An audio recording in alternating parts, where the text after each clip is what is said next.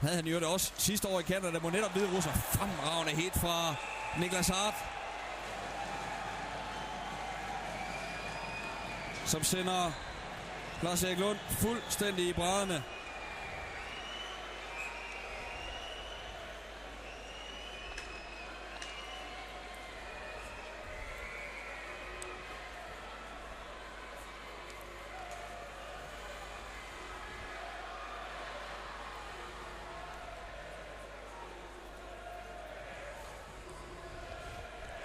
Lov for. Han får takling, så kan han lære det. Kan han kigge op, min ven. Ej, en god takling. Sætter fuldstændig ren. Stort hit fra Niklas Hart, som kan det her. Det går, at han kun er 1,77. Og han bruger dem altså modbydeligt, vil man sige som modstander. Og altså ikke noget at komme efter. Meget rent.